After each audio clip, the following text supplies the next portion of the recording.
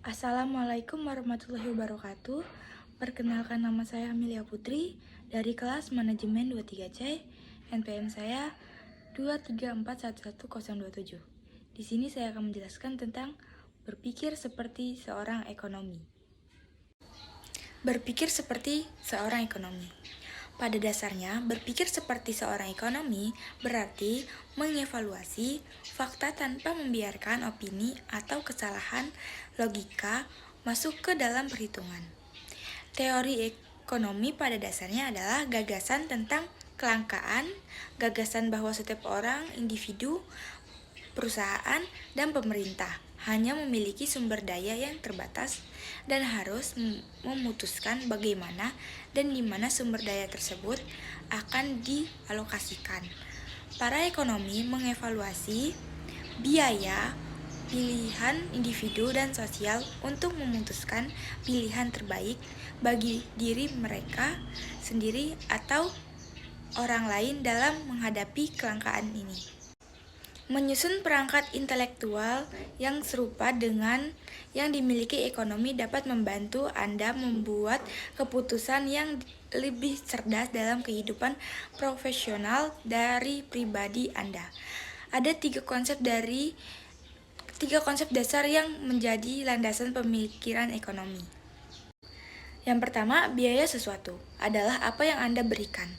Biaya peluang adalah teori ekonomi fundamental dan salah satu teori paling penting untuk dipahami jika Anda ingin berpikir seperti seorang ekonomi. Biaya peluang mengajarkan bahwa tidak ada satupun dalam hidup ini yang gratis. Meskipun tidak memerlukan biaya, memahami biaya peluang dapat membantu mereka yang ingin berpikir seperti seorang ekonomi untuk memutuskan. Misalnya, apa yang melanjutkan ke sekolah pasca sarjana sepadan dengan biayanya. Jika pendapatan gelar master adalah suatu yang Anda pertimbangkan, berpikirlah seperti seorang ekonomi dan pertimbangkan biaya dan manfaat dari keputusan tersebut. Beberapa biaya peluang untuk memperoleh gelar master mungkin berupa lebih sedikit waktu yang dihabiskan untuk hobi atau meningkatkan dunia kerja selama beberapa tahun. Bandingkan biaya peluang ini dengan manfaat memiliki gelar master untuk membuat keputusan yang rasional dan mirip ekonomi. Yang kedua, biaya yang terjadi tidak dapat dipulihkan. Biaya hangus adalah salah satu kekeliruan paling umum yang dapat diatasi dengan pola pikir ekonomi.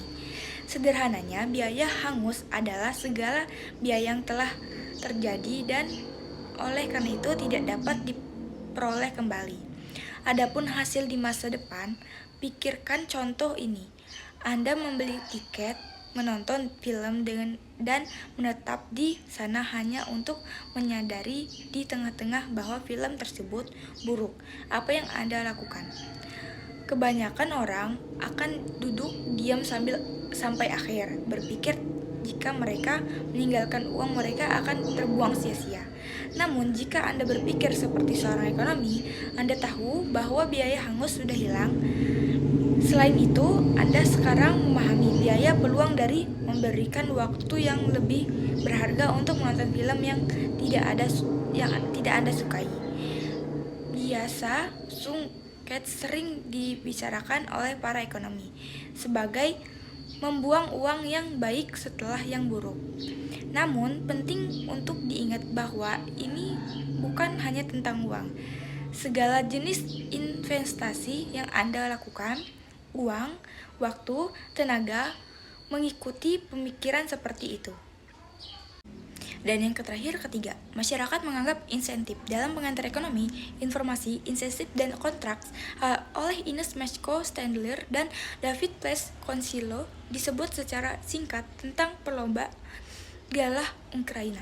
Sergei Buka yang memecahkan rekor dunia lomba galah 35 kali dari tahun 1986 hingga 1995 dengan ukuran apapun, hal ini merupakan prestasi yang luar biasa.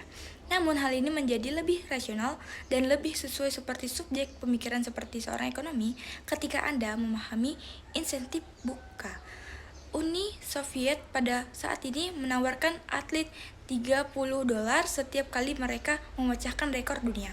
Buka berpikir seperti seorang ekonomi dapat memutuskan daripada memecahkan rekor dunia satu kali saja, sedangkan margin yang lebih besar, dia akan memecahkan sebanyak 35 kali dan menghasilkan lebih dari $1 juta.